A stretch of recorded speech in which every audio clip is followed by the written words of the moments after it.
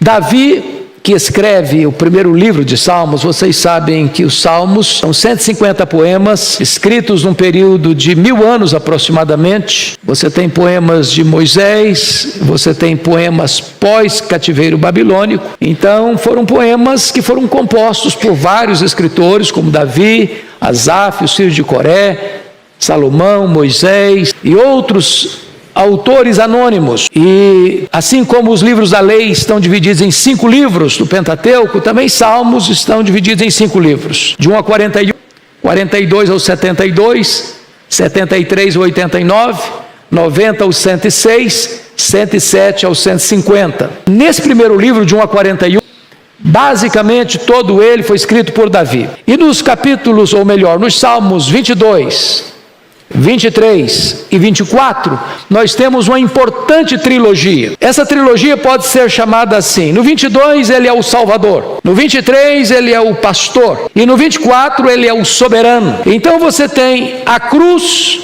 o cajado e a coroa. No 22 é a cruz, no Salmo 23 é o cajado, no 24 é a coroa. Nós poderíamos ainda olhar essa trilogia por outro ângulo. O Novo Testamento fala de Jesus como pastor. 3 perspectivas.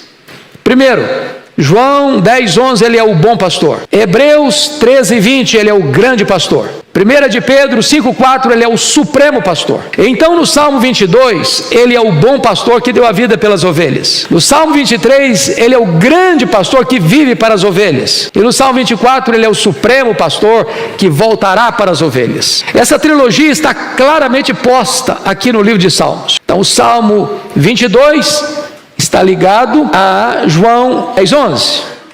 O Salmo 23 está ligado a Hebreus 13, 20. E o Salmo 24 está ligado a 1 de Pedro 5, 4. Cruz, cajado, coroa, bom pastor, grande pastor, supremo pastor.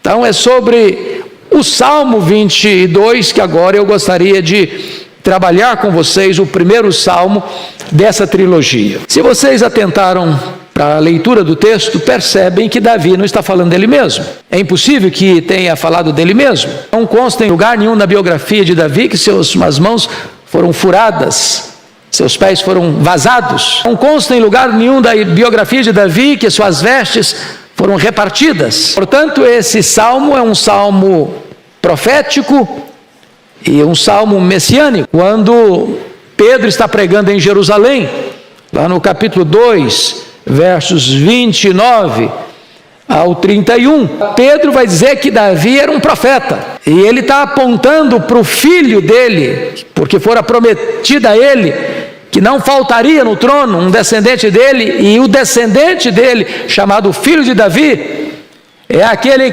cujo trono é eterno e cujo reino não passará. E profeticamente Davi está apontando para Jesus, o Messias, que morreria e ressuscitaria dentre os mortos. Então este salmo, amados, é um salmo messiânico. Ele está tratando de Jesus. É por isso que Spurgeon diz que este é o salmo da cruz, salmo da cruz. E esse salmo está dividido em 2 partes bem claras. A primeira parte do salmo vai do verso 1 ao 21, que trata da humilhação do Messias sofredor. E a segunda parte do salmo é a exaltação do Messias vencedor, versos 22 ao verso 31. Então, do 1 ao 21 é o sofrimento do Messias, do 22 ao 31 é a exaltação do Messias. Então vamos olhar, em primeiro lugar, a humilhação do Messias sofredor, versos 21. Eu quero destacar alguns pontos. Primeiro, o Messias foi abandonado pelo Senhor. É o que descreve aí os versos de 1 a 5. E a Bíblia trata disso com muita eloquência no Novo Testamento. Por exemplo, você lê lá em 1ª carta de Pedro, capítulo 2, verso 4, que ele foi carregando sobre o seu corpo os nossos pecados. Em outras palavras, o que era mais pesado não era o lenho, eram os nossos pecados. O que o fez se angustiar até a morte, chorar e sangrar no Getsêmani foi o cálice, e era exatamente a ira de Deus que deveria cair na nossa cabeça, da nossa condenação, e Jesus, como nosso fiador, substituto e representante, toma o nosso lugar, se faz pecado por nós, se faz maldição por nós, e diz a Escritura que naquele momento não havia beleza nele, naquele momento o sol escondeu o rosto dele, naquele momento ele foi ferido, e agradou ao Pai moê-lo. Essa é a descrição que nós temos nas Escrituras. Aquele que não conheceu o pecado, Deus o fez pecado por nós. Que aquele que era bendito foi feito maldição por nós. E essa é a expressão que a Bíblia menciona, que ele foi abandonado. Então veja aí, em primeiro lugar, o desamparo na cruz no verso 1. Deus meu, por que me desamparaste? Essa é a quarta palavra da cruz. Vocês se lembram disso? A primeira foi: Pai, perdoa-lhes, porque não sabem o que fazem. A segunda foi: hoje mesmo estarás comigo no paraíso. A terceira foi: mulher, eis aí o teu filho. Filho, eis aí a tua mãe. Quarta foi: Deus meu, por que me desamparaste? A quinta foi: tenho sede. A sexta foi: está consumado. E a sétima foi: Pai, nas tuas mãos entrego o meu espírito.